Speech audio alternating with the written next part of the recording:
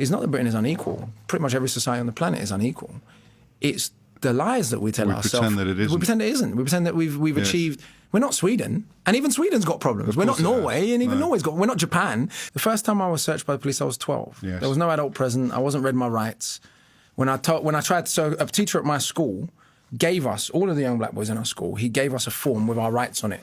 Because he knew it was going to get searched by the police at some point. So it's like, it doesn't matter what your grades are. I mean, you can be like me and go to the Royal Institution. I actually got searched. I talk about this once in the book. Yeah. I got searched on my way to the Royal Institution Mathematics masterclasses once. And that was when it hit me. It was like, respectability politics don't mean anything. Because I was born in the bottom 1 or 2% of, socioeconomically speaking. Academically, I was in the top 1 or 2%. It didn't change the fact that some of the people with the power just saw a criminal.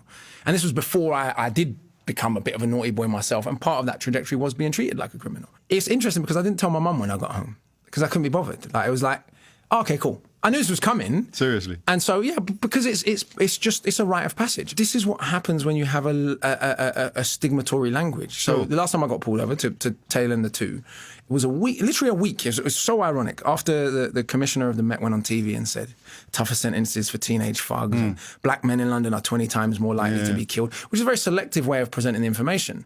If you're saying blackness is the common denominator, the way to present the information would be to say, what percentage of black people actually kill people? The percentage of black people that actually kill people is significantly less than 1%, which means you're going to have to offer more of a common denominator than blackness. Yeah. But when you present blackness as the common denominator, even when a significant portion of the black-on-black violence stats are people like me who are half white, you get a situation where police can pull over a grown man and he's 34 years old and say, gang members drive cars like this. And I'm like, well, so do people who run companies, which happens to be what I am. I'm actually on my way to a meeting, but thank you very much. I'm sure that it was the car that made you think I was a gang member. I don't even entirely blame the public, because when you have a language of public policy, when you have a language of media that emphasizes race whenever there's a negative story or a significant portion of time, but not when there's a positive story. So the 4 youngest kids to ever take GCSEs in Britain are also black.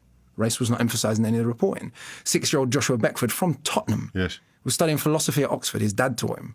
Naturally, race and certainly the black father was not emphasised, which in both cases is the case. So again, with the West African kids who are doing very, very well at school, thousands of them, race is not emphasised. No, it's emphasised in the negative. As they go wrong. It's like the West African kids are doing better than we are. We need to fix this. And it's very interesting because the journalists who are writing that are not concerned with poor white kids failing. They're concerned that poor white kids are failing relative to black kids. Yes. They're not actually concerned with poor white kids themselves.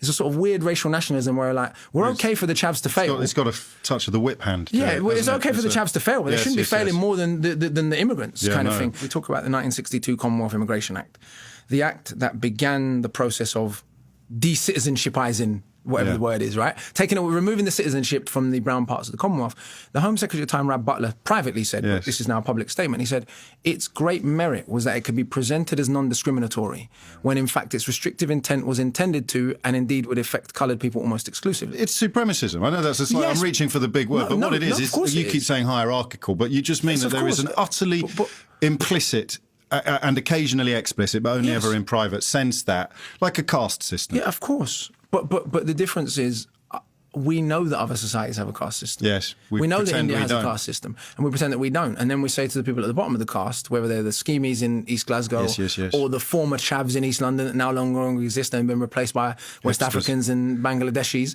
or whoever else it is, the Irish and the Jews of 100 years ago, we say to those people, the results of this caste system are entirely your fault and they're nothing to do with the wider society. It's not that Britain is unequal. Pretty much every society on the planet is unequal.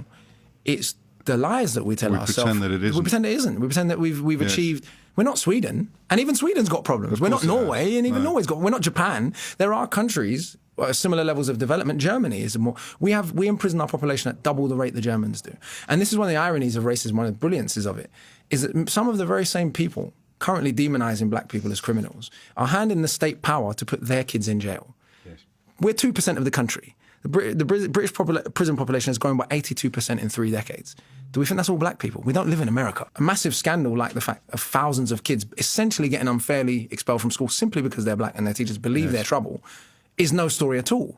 The fact that young black kids are significantly less likely to be entered for higher tier GCSE, even when they have the same grades as everyone else. The fact that African kids are assumed to be so much less smart than everyone else, even though they're doing so much better in school. And again, these are national studies looking at every school in Britain. This is not me. And I'm not even blaming individual teachers. We live in a world where the only image of Africa is poverty and violence and war. The image of Africa is not the Ghanaian accountant or David Adjaye or the nicest city in Luanda or wherever else, right? There's a particular image, and that has an effect. What the state does is allow popular prejudice to manifest,